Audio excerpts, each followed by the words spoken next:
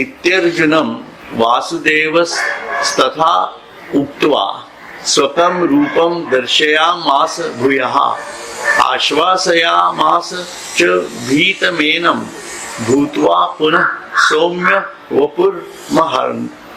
वपुर्महात्मा. संजय म्हणाला, राजा भगवान वासुदेवाने अशा प्रकारे अर्जुनाला म्हणून परत आपले पूर्वीचे श्रीकृष्ण स्वरूप दाखविले व असे सौम्य रूप धारण करून त्या भ्यालेला अर्जुनाला धीर दिला. संजय धृतराष्ट्राला आता सांगतोय, म्हणजे इकडे घटना घडलेली आहे, त्या घटनेचा पडसाद हा धृतराष्ट्राला सांगतोय. धृतराष्ट्र आंधळा आहे. ऐसे वाक्य बोलत खेव मागुता मनुष्य जाहला देव हेना परी नवलावो आवडीचा तिघे. असे वाक्य तोंडातून निघाल्याबरोबर भगवान मनुष्यासारखा देहधारी झाला हे मोठेसे आश्चर्य नव्हे, पण भगवंताला अर्जुनाचे जे प्रेम होते त्या प्रेमाचेच आश्चर्य वाटते. श्रीकृष्णाची कैवल्य उघडे वरी सर्वस्व विश्वरूपा एवढे हाती दिदले की नावडे अर्जुनासी. खरोखर पाहता भगवान श्रीकृष्ण उघडे म्हणजे डोळ्यांनी पाहता येणारे अद्वैत पूर्ण ब्रह्म होय. त्यातही आणखी भगवंतांनी आपले विश्वरूपासारखे सर्वस्व अर्जुनाच्या हातात दिले, पण अर्जुनाला ते आवडले नाही. संजय धृतराष्ट्राला सांगते, अर्जुनाची आवड निवड काय आहे ती आणि कृष्णाची आवड निवड. म्हणजे आपण सुद्धा एखाद्या घटनेकडे जेव्हा पाहतो तेव्हा ईश्वर आपल्यावरती कशी कृपा करत असतो आणि आपण कसे वागत असतो, हा दृष्टिकोन एक त्रयस्थाचा दृष्टिकोन म्हणून संजय हे पात्र विचार करायला हरकत नाही.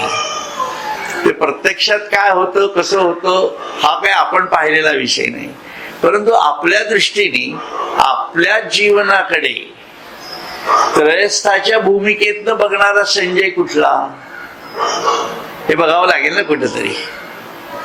त्यामुळे हा जो संजय आहे या संजयाला दिसतंय की विश्वरूप दर्शन भगवान श्रीकृष्ण देत आहेत आणि साक्षात त्यांचं जे मूर्त स्वरूप आहे ते पुरुषोत्तमाचं स्वरूप आहेच आहे. चतुर्भुजही स्वरूप आहे, विश्वस्वरूप आहे आणि विश्वातीतही स्वरूप आहे. हे सर्व संजयाला कळलेलं आहे आणि ते सगळं पाहिल्यानंतर अर्जुन तर घाबरलेला आहे. अर्जुन घाबरलेला आहे आणि तो म्हणतोय की मला तुमचं हे असं स्वरूप दाखवू नका. तुमचं पूर्वीचं जे स्वरूप आहे, ज्या स्वरूपामध्ये आपण खेळलो राहिलो किंवा मी नेहमी नित्य पाहत आलो, ते स्वरूप तुमचं मला दाखवा. त्यातल्या त्यात मला आवडलं ते नारायण स्वरूप आवडलं, चतुर्भुज स्वरूप तेवढं मी जरा माझ्या टप्प्यातलं आहे. म्हणून विश्व सत्यनारायण कोणी करत नाही. लक्षात घ्या, चतुर्भुज स्वरूपातला सत्यनारायण आवडतो सर्वांना करायला, आहे की नाही परिस्थिती. पण खरं स्वरूप काय आहे म्हणून कृष्णाने मागे वारंवार सांगितलंय. हे जरी तुला वाटत असलं माझं हे स्वरूप सगुणातलंही आहे, चतुर्भुजही आहे, पण माझं खरं स्वरूप ते आहे. विश्वरूप हे माझं खरं स्वरूप आहे आणि विश्वातीत हे माझं खरं स्वरूप आहे. हे कृष्णाने आतापर्यंत 2-4 वेळा सांगितलेले. मागे आपण याचा म्हणजे याच अध्यायात आपण पाहिलेलं आहे ते. पण आपण ईश्वराच्या आवडीप्रमाणे जगत नाही ना. प्रॉब्लेम काय आहे, आपल्याला जे जीवन मिळालेलं आहे त्या जीवनामध्ये हे ईश्वराने दिलेलं आहे आणि जे ईश्वराने दिलं आहे खरं तर ते आपल्या कर्मानेच आपल्याला मिळालेलं आहे. त्याला कोणीही दुसरा जबाबदार नाही. लक्षात घ्या, आपल्याला जे प्राप्त जीवन आहे त्याच्या पाठीमागे आपल्या अनेक जन्मांच्या रेट्याचा संबंध आहे. त्यामुळे हे जीवन सुखी आहे का दुःखी आहे हा सगळा विचार आपल्याच कर्माचा आहे ना.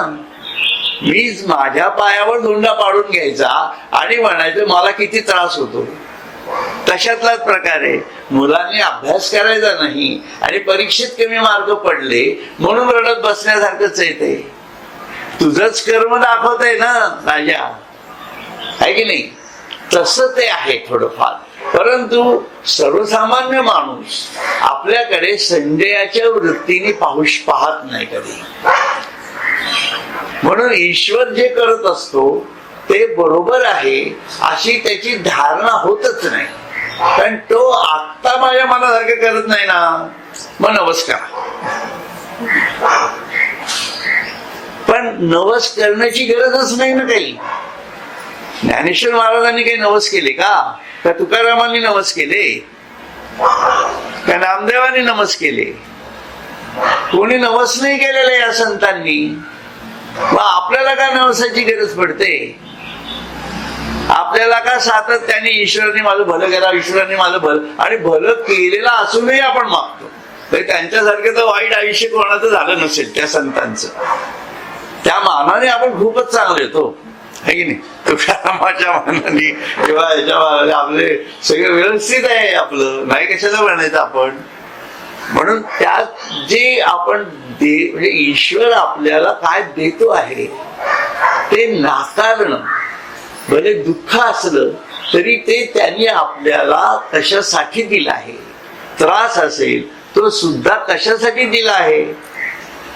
घाबरून जाण्यासाठी नाही दिलेला. विश्वरूप दर्शन जे दिलेलं आहे ते काय घाबरण्यासाठी ते दाखवलं का ईश्वरांनी?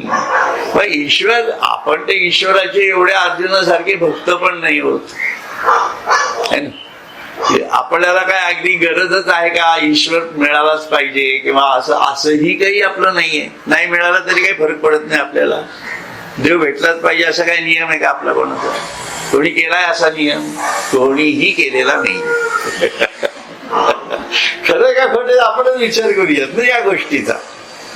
हा जर नियमच आपण केलेला नाहीये तर किती कॅज्युअल आहे ना सगळं. आपली साधना कॅज्युअल होते, आपलं रोजचं कर्मच कॅज्युअल होतं, आपले विचार कॅज्युअल होतात, आपल्या संसाराकडे बघण्याची वृत्ती सुद्धा कॅज्युअल होते. तुम्ही बघा, आपल्याला जर सगळं सुखमचे म्हणजे शयनमचे असेल तर आपली वृत्ती कशी असते संसाराकडे? काय आपण असा हा संसार मला अजून कुठेतरी ईश्वराच्या भूमिकेत न्यायचा आहे वगैरे असले काही कन्सेप्ट नसतात कोणाचे. असतात का तुम्ही सांगा? म्हणजे ते परत प्रारब्ध भोगत असतो ना. फक्त आनंदाचे क्षण असतात ते की ज्याच्यापासून त्रास नसतो. पण त्यातही मध्येच कुठं आजारपण आलं, मध्येच कुठं काही लागलं की परत दुःख सुरूच होतं आणि त्याचाही त्रास होतो. मग त्यातनं मी लवकर कसा बाहेर पडेन याचं परत वेगळं दुःख होतं.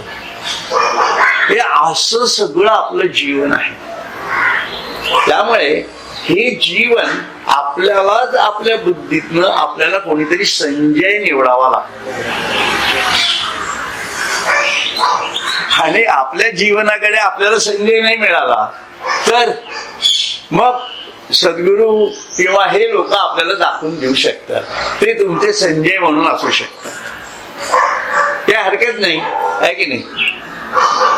कारण त्यांना ईश्वर दिसत असतो आणि त्यांना आपल्यातला धृतराष्ट्रही दिसत असतो, आहे की नाही. आपल्यालाही आपल्या पुत्रांबद्दल प्रेम असतं, आपल्यालाही संसाराबद्दल प्रेम असतं. संसारात आपणही आंधळेच असतो एक प्रकारे.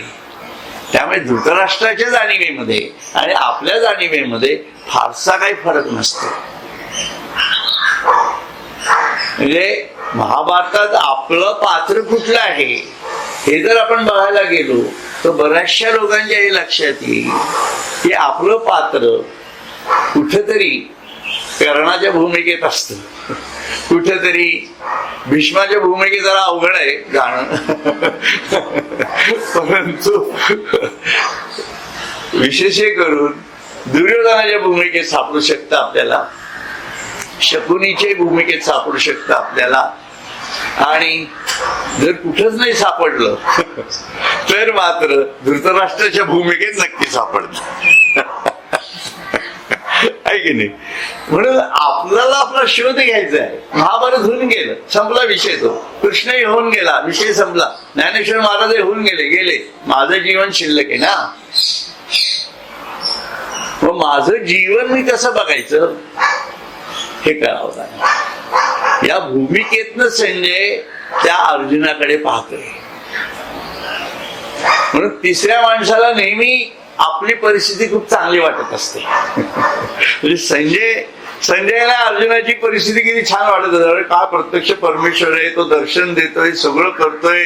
मी इथं धृतराष्ट्राला सांगत बसलोय वेड्यासारखा, मला त्या कृष्णाला भेटायचंय. म्हणजे इकडं संजयची तडफड ही आहे. का लक्षात? आणि अर्जुन तिकडे घाबरलेला आहे. अशी एक डायलेमा जो म्हणतो ना आपण, आपल्या जीवनात सुद्धा असे डायलेमे असतात. लक्षात घ्या. या भूमिकेतनं बघावं. असो, म्हणून खरोखर पाहता भगवान श्रीकृष्ण उघडे म्हणजे डोळ्यांनी पाहता येणारे अद्वैत पूर्ण ब्रह्म होय. त्यातही आणखी भगवंतांनी आपले विश्वरूपासारखे सर्वस्व अर्जुनाच्या हातात दिले, पण अर्जुनाला ते आवडले नाही. अर्जुनाला ते आवडले नाही. हे संजयचं वाक्य लक्षात घ्या. हे संजय म्हणतोय. म्हणजे त्रयस्थपणा आला ना. तिसरा माणूस बघतोय. घटना दोघात घडते. म्हणून बघा, दोन लोक एकत्र आले ना, तुम्ही दोघी जणी भेटल्या तर तुम्ही एकमेकाबद्दल बोलणार नाही, तिसऱ्याच लोकांबद्दल असं होणार की नाही बघा तुम्ही. आहे की नाही? हा, म्हणजे चांगलंही बोला, मी असं म्हणत नाही, पण बोलणार तिसऱ्याबद्दल. इथनं बाहेर पडणार सरांचं प्रवचनाचं छान झालं, हा म्हणजे विषय माझाच परत एकाबद्दलच बोलणार नाही. आपल्याबद्दलच इन द सेन्स की आपल्या जाणीवेत ते जात नाहीत एकमेकाच्या. दोन लोक एकत्र आली की ते तिसऱ्याबद्दल बोलत असतात. तसं म्हणून अर्जुन हा संजय सुद्धा जो बोलतो आहे तो त्यांच्या दोघांबद्दल बोलतोय. आता सो वस्तू घेऊनी वाळीजे तैसे रत्नाशी दूषण ठेविजे ना तरी कन्या पाहुनिया म्हणजे मना नये हे तया विश्वरूपा या रूपा एवढी दशा करिता प्रीतीचा वाढ कैसा शेल दिधलीसे उपदेशा किरीटीसी देवे. ज्याप्रमाणे एखादी वस्तू घेऊन ती टाकून द्यावी किंवा चांगल्या रत्नात दूषण ठेवावे अथवा मुलीला पाहून ती ही पसंत नाही असे म्हणावे, त्याप्रमाणे आपल्या श्रीकृष्ण स्वरूपाची विश्वरूपा एवढी व्यापक दशा करण्यात अर्जुनाविषयी भगवंताच्या ठिकाणी कशी प्रीतीची वाढ झाली पहा. भगवंतांनी अर्जुनाला केलेल्या उपदेशाचा शेवट म्हणजे सर्व नामरूपासह पूर्ण ब्रह्मच आहे हा अनुभव आणून दिला. त्याला ते आवडलं नाहीये म्हणून दुसऱ्याच्या मुलीला नाकारणं चांगली असून हे तसं सोपं आहे ना. असा एक त्यांनी उपमा दिलेली आहे त्याच्यामध्ये. असो, परंतु सांगण्याचा हेतू काय, विषय तोच आहे, फक्त थोडा पुढे घेतलाय त्यांनी. तो म्हणजे अशा रीतीने की एवढं सगळं दाखवून झालं आणि साक्षात परब्रह्म कसं सर्वत्र भरलेलं आहे. म्हणजे दोन्ही अनुभव दिलेले श्रीकृष्णाने अर्जुनाला दोन्ही अनुभव दिलेले आहेत की मी स्वतः ब्रह्म आहे, तूही ब्रह्म आहे. त्याच्यामध्ये सर्वं खलुइदं ब्रह्म ही पण भूमिका त्यांनी त्याच्यात दिली. त्यामुळे हे सर्व माझं ऐश्वर्य त्यांनी संपूर्णपणे दिलेलं आहे म्हणून हा ऐश्वर्य योग म्हटलेला आहे. श्रीकृष्णाचा ऐश्वर्य योग आहे हा विश्वरूप दर्शन म्हणजे. म्हणून हे जे ऐश्वर्य दिलेलं आहे म्हणून षड्गुण ऐश्वर्य संपन्नता मध्ये ऐश्वर्य हा ईश्वराचा गुण आहे. आणि ते ऐश्वर्य कुठलं तर ते हे विश्वरूपात कार्य करणं, व्यक्त अव्यक्ताच्या जाणीवेतून उत्पत्ती स्थिती आणि लयाची भूमिका अनुस्यूत करत जाणं आणि त्याच्यातून संपूर्ण रचना विश्वरचना तयार करायची. म्हणजे एवढं संपूर्ण जाणीवेतनं येणारं शक्तीचा प्रत्यय कोणी घ्यायचा म्हटला तरी अवघड आहे. पण तो सुद्धा इतका मृदू आणि इतका सहज, विश्वरूप दर्शनामधल्या शक्ती किंवा आपल्याही शक्ती बघा ना, तेवढ्या प्रचंड असतात ना आपल्यामधल्या सुद्धा शक्ती. आपल्याला समजा एखाद्या वेळेला काय म्हणतो आपण, अगदी हार्ट अटॅक आला गृहीत धरा, तर ती जी काही कळ असते किंवा साधा पाय मोडला आणि आपल्याला उभं राहायचं म्हटलं तर ती जी काही कळ असते, ज्याला आपण दुःख म्हणतो, त्याला आपण दुःख म्हणतो कारण ते आपण सहन करू शकत नाही. पण त्या दुःखाच्या पाठीमागे कार्य करणारी एक शक्तीच आहे ना कुठली तरी.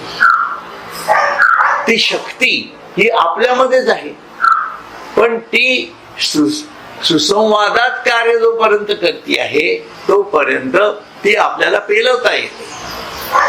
तिच्यामध्ये विसंवाद झाला की दुःख तयार होतं आणि ते दुःख सहन होऊ शकत नाही. त्यामुळे हे संपूर्ण विश्व जोपर्यंत सुसंवादात कार्य करत आहे, प्रत्येक शक्ती, त्या शक्तीमध्ये थोडा विसंवाद झाला की शहराच्या शहर पाण्याखाली जातात है ना. आता ते अमेरिकेतले तेही पाण्याखाली गेले.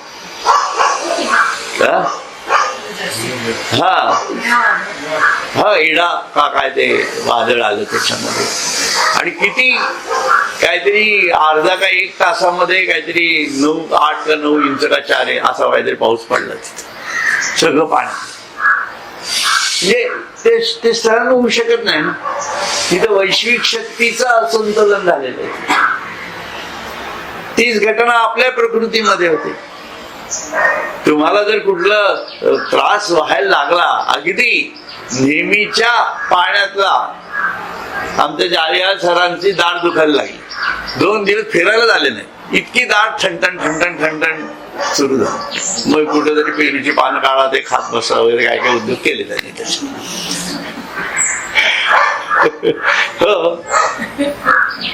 म्हणजे ते सहन होत नाही ना, ते दुःख सहन होत नाही. मला सांगा, म्हणजे हा विसंवाद आहे ना. म्हणून सुसंवादात जे आहे ते नक्की आपल्याला आवडतं, पटतं, पण विसंवाद नको वाटतो. आणि अर्जुनाच्या दृष्टीने तो सगळं स्वरूपच विसंवादी वाटत होतं, कारण प्रलय स्वरूप होत. देव स्वतः घाबरलेले होते की आता काय होतंय. वर्णन आहे तसं त्यांनी दिलेलं की कशा प्रकारे कोण मरेल याची ग्वाही नाहीये. तसंच होणार ना. तसं एकदा युद्ध सुरू झालं की त्या संपूर्ण परिसरामध्ये एक मृत्यूचं सावट आहे ना. मग प्रत्येक जण घाबरलेला असतो. अफगाणिस्तानमध्ये जाऊन बघा, इथं बसून बोलणं खूप सोपं आहे. अफगाणिस्तानवरच्या गप्पा मारायला आहे की नाही. ते अतिरेकी नेते चांगले लोक आहेत वगैरे, जा ना मग तिथं जाऊन बघा काय आहे, चांगलं का वाईट कळेल. परंतु त्याच्यातला जो गर्भितार्थ आहे की आपण ते दुःख सहन करू शकत नाही आहोत, ती भूमिका अर्जुनाची आहे. म्हणून तो घाबरला, कारण ते दर्शनच खूप वेगळं आहे. म्हणून त्या दर्शनाचं, म्हणून मी मागे एकदा ते बोलताना ते दिलं होतं की आपली संपूर्ण कातडी काढून टाकली आणि आपल्याला उभं केलं. ते दर्शन आवडेल का आपल्याला बघायला? सगळे घाबरतील ना. मग ती ही जी काय 1/2 मिलीमीटरची का काय जी कातडी आहे त्याच्यामध्ये जी सुबकता आहे, त्यामुळेच आपण एकमेकाकडे पाहू शकतो ना. त्याच्या 1/2 मिलीमीटर काढून टाकलं, साधं असं सालड जरी काढून टाकलं तरी बघायला नको वाटत, अशी परिस्थिती आहे. म्हणून हे जे दर्शन आहे, हे दर्शन खूप काही म्हणजे असं ते डॉक्टरांसारखी मग वृत्ती तयार करावी लागते, कारण ती वृत्ती तयार करावी लागली ना त्यांना. म्हणून ते पाहू शकतात, ते हँडल करू शकतात. म्हणून विश्वरूप दर्शन सुद्धा तयार बघण्यासाठी, ईश्वराला प्रतीत करण्यासाठी सुद्धा आपल्याला तयारी करावी लागते. नुसतं आपण म्हणू असाच ईश्वर पाहिजे, मला असंच दर्शन पाहिजे तरच मला ईश्वर आवडेल, नाही तर मला तो आवडणार नाही वगैरे वगैरे असल्या तिथं ते चालतच नाही ना. तिथं कसं चालेल ते? म्हणून ती ताकद सुद्धा पाहिजे. म्हणून आपलीच मरायची तयारी ठेवावी लागते, आपली सर्वस्व समर्पणाची तयारी ठेवावी लागणार आहे, तरच ईश्वर सापडणार आहे आपल्याला. ते एकदम होत नाही, हळूहळू होते. त्यासाठी हा जीवन आहे, त्यासाठी हे जीवन आहे, हे ज्ञान आहे, हा सत्संग आहे, ही साधना आहे. हे सर्व कशासाठी आहे? ही तयारी आहे की उद्या मला खरंच असं वाटायला लागलं की ईश्वराशिवाय मी जगू शकत नाही आणि ईश्वर समोर आला वाचवायला आपल्याला, तर त्याला आपल्याला तो झेपला तर पाहिजे ना आपल्याला. मग तो कोणाच्या तरी स्वरूपात येतो. मग तो काही खरा ईश्वर आहे का? मग मला ईश्वर भेटला, अगदी डॉक्टरांनी मला वाचवलं, ते ईश्वरासारखे धावून आले, गुरु सारखे धावून आले, ते ठीक आहे सगळं. परंतु खरंच ईश्वर आला असता तर झेपला असता का आपल्याला? तो डॉक्टर बनून आला म्हणून झेपला. म्हणजे आपण ते मानतो, बाबा आलाय डॉक्टर, आला म्हणून स्वरूपात आला म्हणून, आहे ना. म्हणून ईश्वर झेपणं, पचवणं हा सुद्धा खूप वेगळी भूमिका आहे. लक्षात घ्या, इतकं सोपं नाही ईश्वराला समजून घेणं, ईश्वर पाहणं आणि ईश्वराला अनुभवणं. दोन्ही गोष्टी, सगळ्याच गोष्टी आहेत त्या. असं म्हणून मोडोनी भांगाराचा रवा, लेणे घडिले आपुलिया सवा, मग नावडे जरी जीवा तरी आटीजे पुढती. हे सोन्याचा रवा वितळून आपल्या आवडीप्रमाणे त्याचा अलंकार केल्यावर मनाला आवडला नाही तर तो पुन्हा आटून टाकावा. त्याप्रमाणे तैसे शिष्याची प्रीती दाहले, कृष्णत्व होते ते विश्वरूप झाले, ते मना नयेची मग आणले कृष्णपण मागुते. त्याप्रमाणे येथेही शिष्याच्या प्रेमाप्रमाणे झाले, अर्जुनाच्या मनाप्रमाणे झाले. पूर्वी असलेल्या कृष्ण रूपाला भगवंतानी विश्वरूप केले, पण ते अर्जुनाच्या मनाला आवडले नाही, म्हणून पुन्हा पूर्वीचेच कृष्ण रूप धारण केले. म्हणून आता ते केलेलं आहे त्यांनी, असं म्हणता येते. हा ठाववरी शिष्याची निकसी, सहा ते गुरु आहाती कवणे देशी, परी नेनिजे आवडी कैशी. संजय म्हणे, संजय म्हणतो, शिष्याने दिलेला त्रास येथपर्यंत सहन करणारे गुरु कोणत्या स्थळी आहेत? येथपर्यंत दिलेला त्रास आहे शिष्याने, येथपर्यंत म्हणजे त्याचा अभ्यास करू आपण थोडा. पण भगवंताला अर्जुनाविषयी कसे विलक्षण प्रेम आहे हे सांगता येत नाही. मग विश्व व्यापुनी भगवंते, जे दिव्य तेज प्रगटले होते, तेची सामावले मागुते कृष्ण रूपी तिये. मग संपूर्ण नाम रूपात्मक जगताला व्यापून सभोवार जे दिव्य तेज पसरले होते, ते संपूर्ण पुनश्च श्रीकृष्ण स्वरूपाच्या ठिकाणी साठवले गेले. आता इथं जो विषय आहे की संजय म्हणतो, शिष्याने दिलेला त्रास येथपर्यंत सहन करणारे गुरु कोणत्या स्थळी आहेत? एकतर ते जे स्थळ होतं, ते स्थळ आपल्या सर्वांना विदित आहे, ते युद्धस्थळ होतं, बरोबर. युद्धस्थळावरती कृष्णाने प्रश्न विचारावा आणि 9व्या 10व्या 11व्या अध्यायापर्यंत सर्व तत्वज्ञानाचा विस्तार करायचा. दोन्ही बाजूचं सैन्य तटस्थ थांबलेलं आहे, त्यांना ऐकू जात नाहीये हे काय चाललंय रणांगणाच्या मध्यभागी, आहे की नाही. आपल्याला जसं कळत नाही बऱ्याच गोष्टी की हे कशासाठी तिथं जाऊन भेटतायत, त्यांचं हे काय चाललंय वगैरे वगैरे, वरच्या स्तरावरच्या तसा काहीसा प्रकार. आणि अर्जुन आणि कृष्ण बोलतायत आणि कृष्णाने धनुष्यबाण पण खाली ठेवून दिलेला आहे, हे पण लोकांना दिसतंय ना. ऍक्शन तर दिसणारच आहे सर्वांना. म्हणजे इथं काहीतरी गडबड आहे. म्हणजे थोडक्यात त्यांनी काय, त्यांच्या भाऊ तोरसेकरांनी काय निर्णय काढला असेल,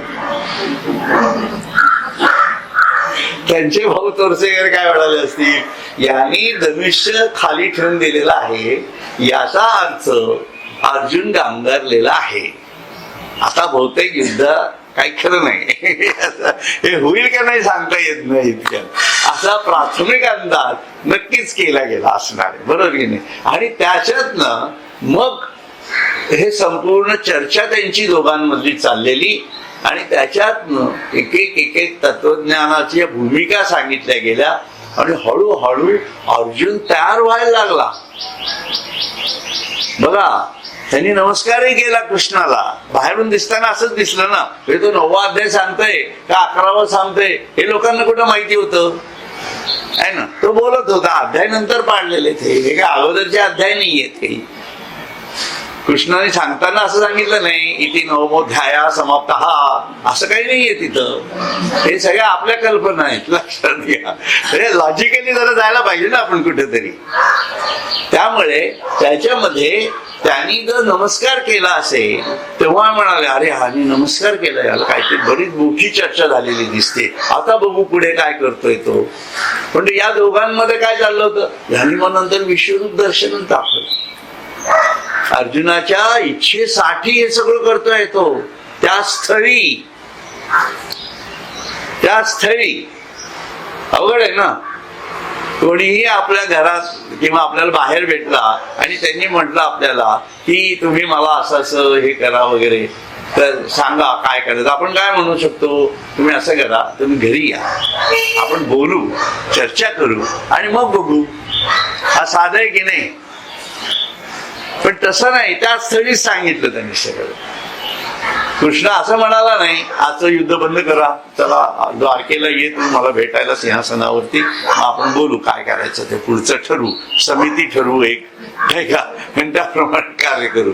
असं थोडीच आहे काही तिथं, असं काही नाहीये. त्या स्थळीच, त्या स्थळी या शब्दाला महत्व आलं ना तिथं. म्हणून सहन करणारे गुरु. आणि अशा प्रकारे सर्व त्रास, म्हणजे हा कृष्णाला त्रासच नाही का, तुम्ही सांगा मला. हा कृष्णाला केवढा मोठा त्रास आहे. एक तर त्याचं सारथ्य करायचं वचन दिलेलं आहे ना, वचन दिलं म्हणून तो वचनात तिथं अडकलेला आणि ते केलं होतं सगळं एका अवतार कार्य म्हणूनच त्याला म्हणायचं. कृष्णाला त्याचा त्रास नव्हता काही, परंतु एक भौतिकाच्या जाणीवेतनं पाहिलं तर त्यांनी वचन दिलेलं. तो सारथ्यावर बसलेला, मागे बसलेला माणूस जोरजोरात लढाईसाठी मैदानात आलेला, तिकडची आलेली इकडची. अर्जुनही आलेला आहे. अर्जुनही म्हणतोय चला आता युद्ध मला मध्यभागी घेऊन चल कृष्णा. अर्जुन पण पेटलेलाच होता की त्या, असं काही नव्हतं की अर्जुनाला युद्ध करायचं नव्हतं. युद्धभूमीवर आलेला होता तो आणि म्हणतोय बघूया मला कोणाला मारायचं इथे, म्हणून युद्धाच्या मध्यभागी घेऊन आला ना अर्जुनाला तो. आणि मध्यभागी घेऊन आल्यावर जेव्हा ते द्रोण वगैरे सर्व लोकांना पाहिलं तेव्हा गडी काळातला, अरे यांना कसं काय मारायचं आणि यांना मारून मी काय करणार, असा विषय तो झाला. आणि एवढं झाल्यानंतरही कृष्णाने त्याला परत सगळं तत्वज्ञान समजून सांगतोय. म्हणजे याच्यात हिरेमोड कृष्णाचा किती झाला असेल, परंतु त्याचं ध्येय काय होतं की हे कार्य धर्म संस्थापना करायचीच आहे. आणि हा मध्येच एक प्रॉब्लेम निर्माण झाला. एक प्रॉब्लेम, सिच्युएशनल प्रॉब्लेम म्हणतो ना, तो सिच्युएशनल प्रॉब्लेम निर्माण झाला. म्हणून तो त्या सिच्युएशन मध्ये सोडवणं गरजेचं होतं. म्हणून त्या स्थळालाच त्यांनी तो सोडवला. काही डिसिजन ऑन द स्पॉट म्हणतो की नाही, तसा हा ऑन द स्पॉट डिसिजन आहे असं मला पाहिजे असेल तर. व्हेरी स्पेसिफिक, लक्षात. तर त्या दृष्टीने ते म्हणतायत म्हणून असं येतपर्यंत सहन करणारे गुरु कोणत्या स्थळी आहेत. हे एवढं सहन करणारे सद्गुरु इतकं सहन करत असतात, शेवटपर्यंत ते सहनच करत असतात असं त्यांना म्हणायचंय थोडक्यात.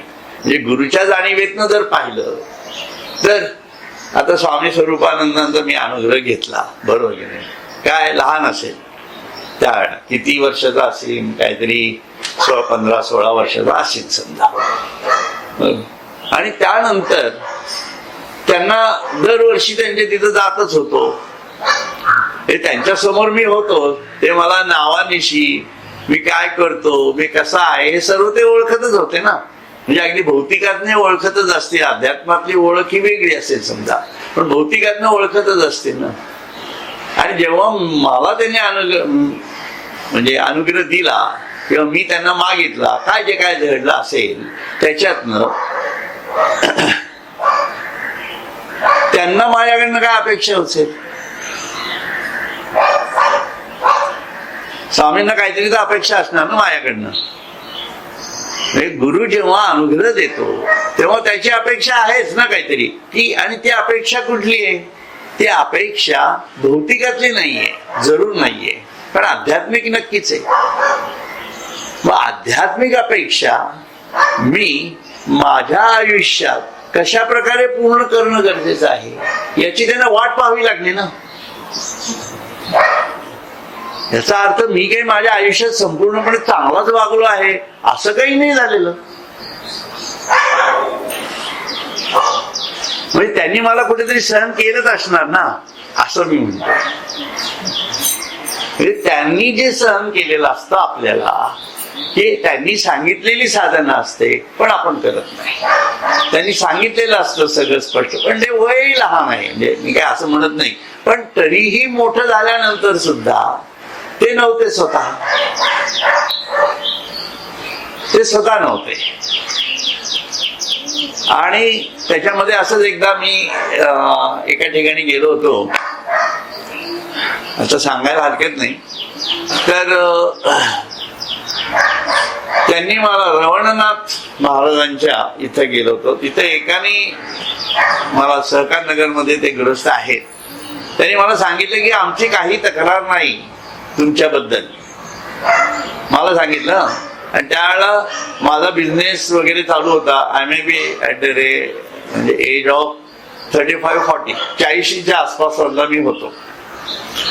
आणि त्यांनी मला सांगितलं आमची तुमच्याबद्दल काही तक्रार नाही, फक्त तुम्ही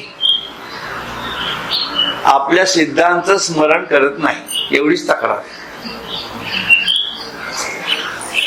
म्हणजे स्वामींनी तिथं बसून मला मारलंच ना, पण इतके दिवस सहन केलंच ना. म्हणून मी तुम्हाला कायम सांगत असतो तुम्हा लोकांना, सिद्धांचं स्मरण न चुकता करा. कारण ते पाठीशी असल्याशिवाय आपलं जीवन काही खरं नाही. लक्षात घ्या, सिद्ध स्मरण व्हायला पाहिजे. नाथ संप्रदायाची दीक्षा घेणाऱ्यांनी सिद्ध स्मरण हे करणंच गरजेचं आहे. कारण त्या सिद्धांच्या अनुग्रहाशिवाय आपलं जीवनच चालू शकत नाही. आणि ते केलं नाही ना तर ते फटके मारून आणतात जागेवर, हेही लक्षात ठेवा. म्हणून आपण ज्या भूमिकेत असतो ती भूमिका फार महत्वाची असते, लक्षात घ्या. म्हणून ती जाणीवच तयार करावी लागते आपल्याला आतून एक प्रकारे. पण त्यानंतर आज तागायत म्हणजे आजच्या सकाळपर्यंत माझ्या डोक्यातला तो विषय कधीच गेला नाही, चुकला नाही. म्हणजे मला हे सांगायचं तुम्हाला. आणि साधनेचं आपलं सगळं स्वरूप, मग त्याच्यातनं एक रोजचं, मग ते एक डेव्हलपमेंट पुढची होत जी गेली त्याच्यानंतरची आहे. पण तरीही आपल्या जाणीवेतनं पूर्णपणे बाहेर पडणं, वैयक्तिक भूमिकेतनं, हेही घडायला मला माझ्या वयाचं 58वं वर्ष गाठावंच लागलं. लक्षात ठेवा, इथपर्यंत आहे ते. म्हणजे कसा प्रवास आहे. एक माझं उदाहरण, आता मी समोर आहे म्हणून माझं उदाहरण देतो, परंतु आमच्या वडिलांचंही तसंच आहे उदाहरण. म्हणून हा मार्गच तसा आहे. आणि हे आपल्याशी का जुळतं थोडंफार असं मला म्हणायचंय. मी आमच्या वडिलांचं का हे ठेवतो, म्हणजे का त्यांचं अनुकरण करायचं, कारण ते पण संसारी आहेत आणि त्यांनी संसार आपल्यासारखाच केलेला आहे. लक्षात घ्या, मला म्हणण्याचा हेतू तो आहे की आपल्यासारखाच गुरु शोधा. गुरु शोधा म्हणजे तो आपोआप येतो आपल्या जीवनात, नाही असं नाही, पण जवळ असून कळत नसेल तरीही मग तो शोधणं गरजेचं पडतं ना, अशा दृष्टीने म्हणतोय. म्हणून तो का पाहिजे तसा, कारण त्याला आपली दुःख माहिती आहे. हिमालयातला एखादा साधू आला आणि त्यांनी सांगितलं लंगोटी घालून चला बाहेर माझ्याबरोबर, जाणारच का आपण? म्हणजे करणारच नाही आपण कधी. त्या नादाला लागायचं कशाला, असं माझं म्हणणं. म्हणून आता ते बरेच हिमालयातल्या साधूंचे वगैरे बऱ्याच लोकांचे पुस्तकं आहेत. मी काय त्याला काय म्हणजे ते चुकीचं आहे असं नाहीये, पण ते त्यांची जीवन आहे. तो तुम्ही मला सांगा, आपण करू शकणार आहोत का तसं? आपण तसं जगूच शकत नाही. तुम्ही हिमालयामध्ये गेलात तरी लोक भेटतील अशा प्रकारचे, किंवा तुम्ही नर्मदा प्रदक्षिणा करतात तिथं तर किती लोक आहेत. मग तसं करू शकणार आहोत का आपण? पाण्यात उभं राहून एक वर तगडी खाली वर करून बसू शकणार आहोत? आणि त्याचा फायदा पण नाहीये काही, कारण तो मी नाहीच आहे असंच म्हणतायत. मग जे ते नाही त्याच्या मागे लागून मला मिळणार आहे तरी काय? पण जीवन माझं आहे, लक्षात घ्या. अध्यात्मात स्वार्थ पाहिजे, आध्यात्मिक स्वार्थी व्हा असं मी म्हणतो. भौतिकातला स्वार्थ जाऊ दे, त्यात तो सोडावाच लागेल, तरच आध्यात्मिक स्वार्थी होणार आहे माणूस. आणि जीवन आपलं आहे, इतक्या विचारापर्यंत आपल्याला जावं लागणार आहे, लक्षात ठेवा. या भूमिकेतनं आपल्याला आपल्या जीवनाकडे बघायचं आहे. आणि ते जे म्हणतायत, कुठे गेलं बरं ते, हा, सोन्याचा रवा वितळून आपल्या आवडीप्रमाणे त्याचे अलंकार केल्यावर मनाला आवडला नाही तर तो पुन्हा आटून टाकावा. बघा, आटून टाक हे का मी सांगतोय तुम्हाला. आपल्या जीवनामध्ये अशा प्रकारच्या घटना घडत असतात, कारण त्यावेळेला आपण पूर्ण ज्ञानी असतो असं नव्हे. कारण धरून चला, आमच्या वडिलांबरोबर मी गेलो, बरोबर, पण आमचे वडीलच नसते या मार्गातले, धरून चला मी, आणि माझा योग असेल असं धरून चला. माझा योग म्हणजे मला असं आवड असेल समजा, असं घडतं ना. इव्हन आमच्या वडिलांना आवड होती. आमच्या आजोबा जे होते ते सुद्धा म्हणजे यांचे, आमची आजी दासगणू महाराजांची काशी काहीतरी अनुग्रहित होती, परंतु आजोबा कृष्ण भक्त होते, कृष्णाचे ते करायचे एवढं नक्की. कालच परवाची जी आजा एकादशी झाली, त्या आजा एकादशीलाच त्यांचा देह ठेवला, आणि आजची जी सोमवती अमावस्या आहे या अमावस्येलाच आमच्या आजीनी पण देह ठेवला. आज अनायसे त्यांची आठवण झाली म्हणून सांगतो तुम्हाला. परंतु त्यांना, आमच्या वडिलांच्या जीवनाकडे पाहिल्यानंतर त्यांना जी भूमिका होती त्याप्रमाणे ते गुरु शोधात होते. त्यांनी 5-6 गुरु केलेत, लक्षात ठेवा. स्वामी विद्यानंदांनी त्यांच्या आयुष्यामध्ये 4 ते 5 गुरु केलेले आहेत. एक पुण्यामधलेच मानवतकर म्हणून होते, तेव्हा आहे, गेलेत मला वाटतं ते पर्वतीच्या तिथाच. मी तर लहान होतो त्यावेळेला, असा 3री-4थीत असा होतो. त्यांच्याकडे सुद्धा ते जात होते आणि मंत्रविद्या ते शिकवायला लागले. आणि आमच्या वडिलांना ते जेव्हा ते, कारण वडील पहिल्यापासूनच आमचे असे एकदम व्यक्तिमत्व असं एकतर कसं म्हणतात प्रभावी होतं त्यांचं असं म्हणून, आणि ज्ञानी तसं पहिल्यापासून वाचन विचनाची आवड होती. आणि त्याच्यामध्ये त्यांना जेव्हा त्यांनी मंत्रविद्या द्यायला लागले ते आणि काही काही करायला सांगितले, तेव्हा आमच्या वडिलांनी त्यांना सांगितलं की म्हणे या विद्येच्या, तंत्रविद्येच्या मागे लागणारा माणूस जो असतो तो गाढव असतो, असं तुकाराम महाराज म्हणतात. त्यांनी ओळी काढून दाखवली त्यांना. एवढं धारिष्ट लागतं, लक्षात ठेवा, एवढं धारिष्ट लागतं, आहे की नाही. म्हणून मी सांगतो, निखळ तत्वज्ञान एक पूर्णानंद म्हणून होते, त्यांचाही त्यांनी अनुग्रह घेतला होता. सकाळी जायचे ते साठे फरशीवाले आहेत ना, विष्णू त्या तिथले, मंडईच्या तिथले ते, तर त्यांच्या वाड्यामध्ये ते सकाळी त्यांच्याकडे राहायला यायचे, तेव्हा हे सकाळी पहाटे आम्हाला घेऊन जायचे. त्यांचे ते संन्यासी माणूस होता, ते सत्यदेवानंद सरस्वती कसे होते तसे संन्यासी होते. आणि त्यांनी ते ध्यान वगैरे वेदांत तत्वज्ञानाचे होते. आणि त्यांची प्रवचने इंग्रजीतनं त्यावेळेला चिन्मयानंदांची चालायची, नुमवी नाही आपलं इंग्लिश स्कूल मध्ये वगैरे चालायची, तशी यांची प्रवचनं अनाथ विद्यालय ना, अनाथ विद्यालय मंदिर, तिथं आमचे वडील अरेंज करायचे. ते मुख्य होते तिथले. त्यांना म्हणजे अशी ती वेगळी त्यांची वडिलांची आमची ठेवण होती त्याच्यामध्ये. आणि त्यांनी त्याच्यामध्ये गेलं, परंतु तो गृहस्थ नंतर पुण्यात आलाच नाही, ते आलेच नाहीत नंतर.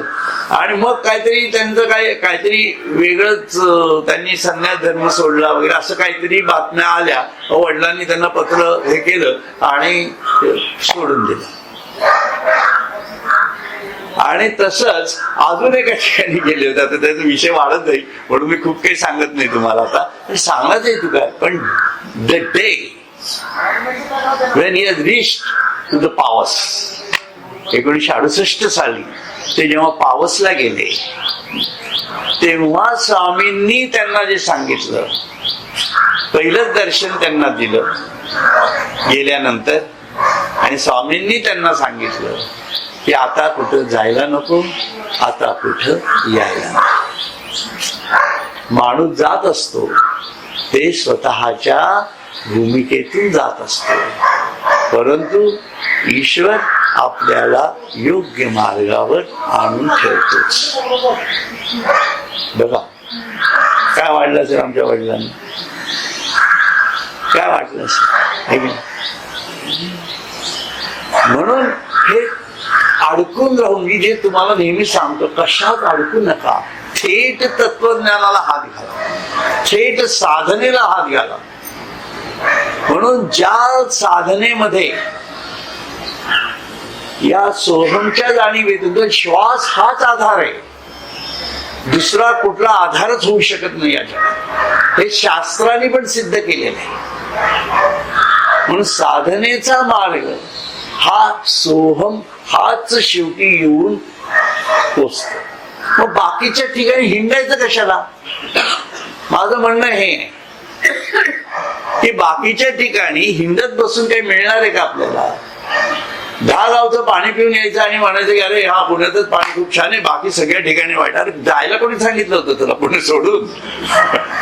काही गरज होती का जाण्याची, जायला सांगितलं नव्हतं कोणी. परंतु ही वृत्ती आहे माणसाची. म्हणून जे काही करतो आपण ते चुकीचं आहे असं नाही, पण याच्यामध्ये आपल्याला नेमकेपणाने बुद्धीच्या जाणीवेतून समजणं गरजेचं आहे की आपल्याला नेमकं मार्गदर्शन कशासाठी हवं. ईश्वर प्राप्तीसाठी मार्गदर्शन हवं आहे तर सद्गुरू करा. ईश्वर प्राप्तीसाठी मार्गदर्शन नको असेल, फक्त आर्थिक याच्यासाठी पाहिजे असेल तर गुरु करूच नका. आणि कुठल्याही गुरुकडे जाऊ नका. तुमच्या घरातला देव आहे ना त्याचीच फक्त पूजा. मी खूप स्पष्ट आहे या बाबतीत. ती कुलदेवताच तुम्हाला पुढे नेणार आहे. बरोबर बरोबर नाही. ती कुलदेवतेच करा. कारण दुसरा आपल्याला ज्या घराण्यात आपण आलेलो आहोत ते घराणंच आपलं महत्वाचं आहे ना. त्याची देवता आहे ना आपल्याला सांभाळायला. बाकी गरज काय आहे. कारण मला पाहिजे आहे काय, माझ्या मुलांचं भलं होणं पाहिजे. मला हवंय काय, मला घरात पैसा पाहिजे. मला हवंय काय, मला घर हवे. मला हवंय काय, मला गाडी हवी आहे. याच्यात कुठेच अध्यात्म नाहीये. आणि हे सगळं प्रारब्धातनं मिळणार आहे. मग प्रारब्ध जर लवकर हवं असेल तर देव काही करणार आहे का. तुम्हीच विचार. देव काहीच करणार नाही. म्हणजे गुरु पण काय करणार नाहीये त्याच्यामध्ये.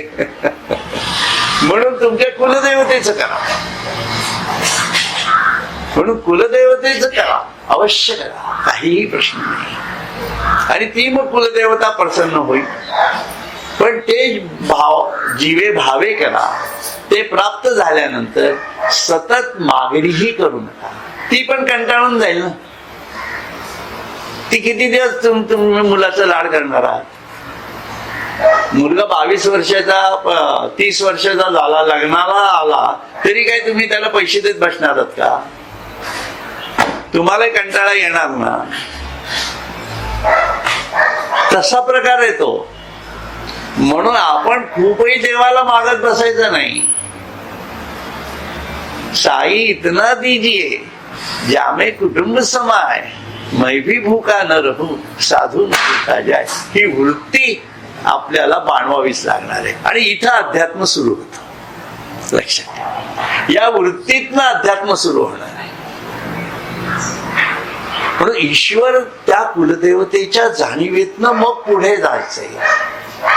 मग आपल्याला बघायचंय आपलं जीवन आहे ना. म्हणजे आपलं जीवन, आपल्या जीवनाकडे आपण केव्हा बघू?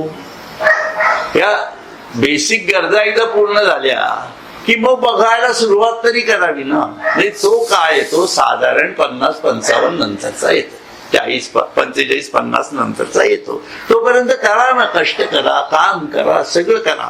काहीही कोणीही नाही म्हणत नाहीये त्याला. पण ते करत असताना तुम्ही आध्यात्मिक जाणीव पण ठेवा. म्हणजे तुम्हाला जर घर झाली आहेत, सगळ्या गाड्या घोड्या सगळ्या आहेत घरात, तरीही फक्त पैसेच मिळवत राहत असेल तो माणूस 35-40व्या वर्षी, तर तेही चुकीच आहे. मग विवेक काय राहिला का त्याच्यात? मग त्यांनी वाचन नको का करायला? म्हणजे 35च्या वयाचा माणूस जर त्याला महिन्याला, हल्ली अशी परिस्थिती असते म्हणून सांगतोय, पूर्वी नव्हती अशी. 35चा माणूस आजकालच्या काळामध्ये घरामध्ये किमान 1,00,000, 1,25,000, 1,50,000 रुपये आणत असतो, ज्याची त्याला गरज नाहीये. त्याला त्याची गरज नाहीये. आई वडिलांना सुद्धा त्याच्या पैशाची गरज नाहीये, तरीही तो आणत असतो. लक्षात ठेवा. मग ती लक्ष्मी आहे ना, ती लक्ष्मी इतकी चंचल आहे ना, ती कुठे तुम्हाला दगा देईल सांगता येत नाही. मग कुलदेवता सुद्धा काय करू शकत नाही. आणि त्यामुळे आपल्याला तो संबंध येतो, येऊ द्या. आपण काय करा, चोऱ्या माऱ्या करून थोडीच करतोय, कष्टाने मिळवतोय. मग त्या व्यक्तीने काय करावं? त्या व्यक्तीने आपल्या आध्यात्मिक भूमिकेकडे हळूहळू वळावं ना. की अरे माझ्या शेजारच्याला मिळत नाही, मला का मिळतंय? मी कोण असा लागून गेलो? माझी एवढी लायकी नाही तरी मला मिळतंय, मला का असं मिळतंय? मग हे सगळं मलाच का मिळतंय? मग मी दुसऱ्यालाही का देऊ नये? बाकीच्यांनाही काही का द्यायचा माझा अधिकार नाही का? मी फक्त घ्यायलाच आलेलो या जगात? या सगळ्या आध्यात्मिक वृत्तीचं जागरण होतं. विचार करा या गोष्टी. म्हणून आपल्या जागेवरती, म्हणून आत्ताची जी पिढी आहे, जी साधारण 55-60 एज ग्रुपची आहे, त्यांच्यावर ही फार मोठी जबाबदारी आहे. लक्षात ठेवा. मागच्या पिढीच्या लोकांनी काय केलं सोडून द्या, पण आपली ही जबाबदारी आहे ना की आपल्या मुलांना नेमक्या कुठल्या जाणीवेत आपण नेणार आहोत. आपण जर आपल्या मुलांना नेमक्या ठिकाणी नाही नेलं आणि उद्या ते पैशाच्याच मागे लागले, तर आपलीच मुलं आपल्याच पायावर धोंडा पाडून घेणार आहेत. म्हणजे त्याच्यामध्ये आपलं कल्याणही आपण साधत नाही, आपल्या कर्तव्याचंही कल्याण आपण साधत नाही, मुलाचंही कल्याण होत नाही. म्हणून हा विचार फार महत्वाचा आहे. या विचारानेच आपल्या जीवनाची बांधणी व्हायला असो. म्हणजे हा जरा एकदम वेगळा विषय आला, परंतु सांगण्याचा हेतू काय आहे याच्यामध्ये, की अध्यात्म आपल्यात कसं रुजवायला पाहिजे. आपल्यात रुजलं तर दुसऱ्यात रुजणार, आपल्यातच रुजलं नाही तर दुसऱ्यात रुजेलच कसं. त्यामुळे हा भूमिका त्याच्यात आपल्याला घेणं गरजेचं आहे. म्हणून तैसे शिष्याची प्रीती झाले, कृष्ण होते ते विश्व. हे झालं ना मगाशी.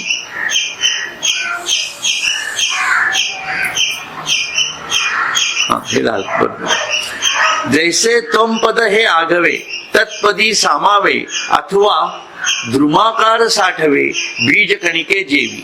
ज्याप्रमाणे त्वंपद तत्पदार्थाच्या ठिकाणी ऐक्य पावते तथा संपूर्ण वृक्ष छोट्याशा बीजात साठविला जातो.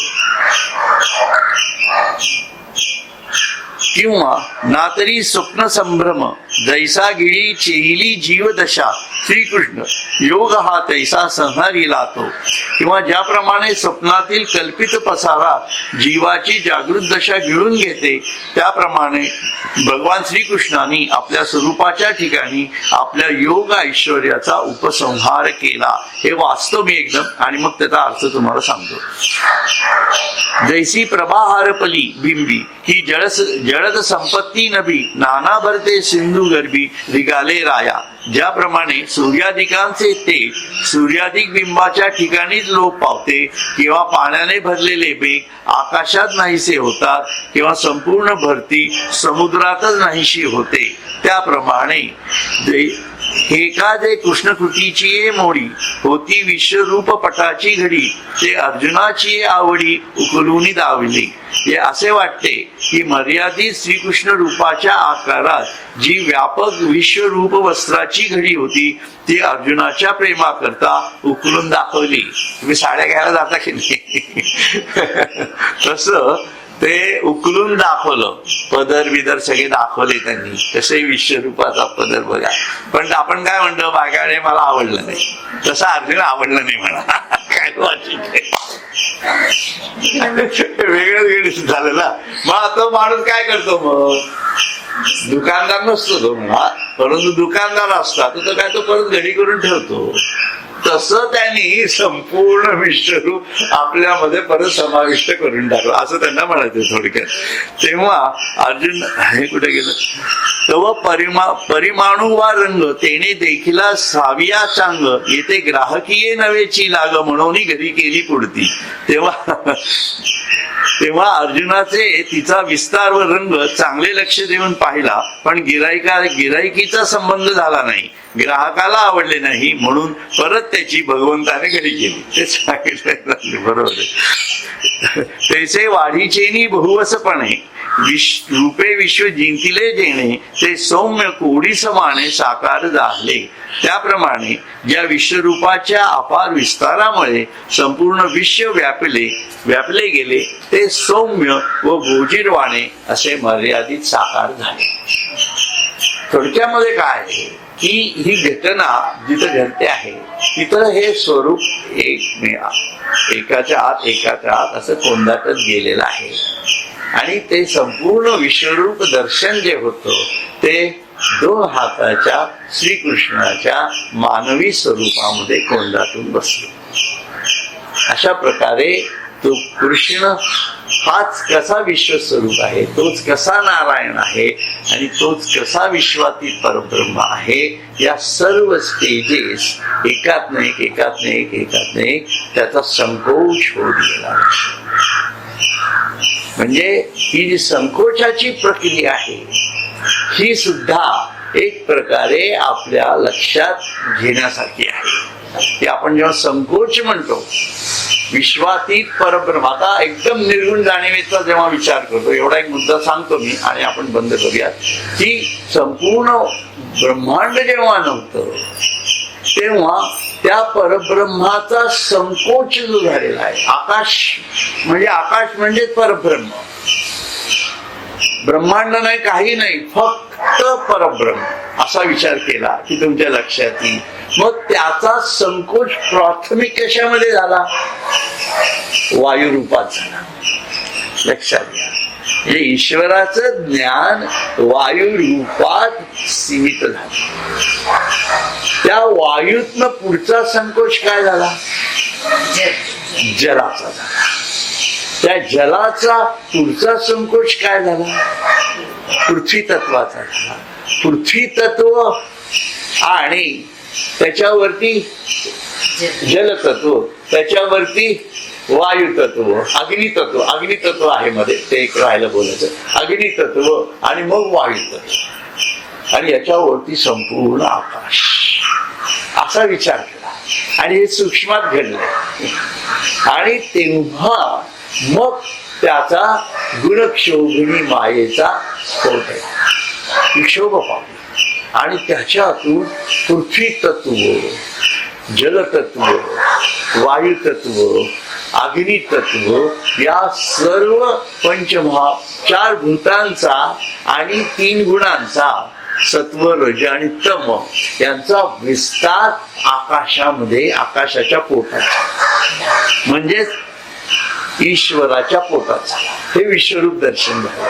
पण पुढे काय झालं? पुढे तो जो पृथ्वी तत्व आहे त्याच्या आतमध्ये, प्रत्येक तत्वाच्या आतमध्ये ॲटम थेअरी प्रमाणे सुद्धा त्याच्या आतमध्ये ईश्वरी तत्व बसलेलं आहे. म्हणून ईश्वरी तत्वाच्या जाणीवा आहे आणि त्याच्यामध्ये संपूर्ण विस्तार जो आहे तो वायूचा आहे. त्यामुळे जलामध्ये पण वायूचं तत्व आहे, पृथ्वीमध्ये पण वायू तत्व आहे. म्हणून हे जे तत्व आहे आणि त्याच्यामध्येही अग्नी तत्व आहे. म्हणून अगोदरच्या सर्व तत्व म्हणजे खालच्या सर्व तत्वांमध्ये वरची सर्व तत्व आहेत, अनुस्यूत आहेत, लक्षात घ्या. त्याला अभ्यास खूप इंजिनिअरिंग आहे हे सगळं. आणि याच्यामध्ये प्रत्येक तत्वाच्या आत म्हणजे अग्नी तत्वामध्ये वायू तत्व आहेच आणि तुमच्या जलतत्वामध्ये अग्नितत्व पण आहे आणि वायू तत्व पण आहे आणि पृथ्वी तत्वामध्ये जलतत्व पण आहे, अग्नितत्व पण आहे आणि वायू तत्व पण. आणि हे सगळं आकाशाच्या म्हणजे आकाश तत्व पण या सर्व तत्वांमध्ये पण आहेच आहे. त्यामुळे त्याच्यामध्ये असणारा जो प्राण म्हणजे जो वायू जो जडत्वाच्या आत थिजलेला आहे तो हळूहळू जडत्वामधनं वर यायला लागला. आणि तो जो वायू आहे त्याला अग्नी, त्यानंतर जल आणि वायू यांची एक गती मिळाली. आणि त्या गतीतून पहिली उडी जी घेतल्या गेली प्रकृती मातेकडून म्हणजे तिचा इतका संकोच होत गेला. पण पहिली विकासाची उडी जी घेतल्या गेली ती पहिली पेशी निर्माण झाली. लक्षात, पहिली पेशी ही खूप मोठी उडी मानलेली आहे. तुम्हीच विचार करा आणि तुमच्या लक्षात येईल की ही किती व्यवस्थितशीर उडी आहे आणि तिची महत्व किती आहे त्या उडीचं. म्हणून या पहिल्या पेशीतनं मग अनेक पेशी जीव तयार झाले आणि त्याच्या आतमध्ये प्राण तत्व फिरतच आहे. त्याच्यात ज्ञान आहेच आणि याच्यातनं 84 लक्ष योनी निर्माण झाली. ही सर्व रचना अशी आहे आणि त्यात आपण माणूस म्हणजे आपल्यातल्या प्राणाला किती महत्व आहे. म्हणून तो प्राणच आकाशापर्यंत आपल्याला घेऊन जाणार आहे.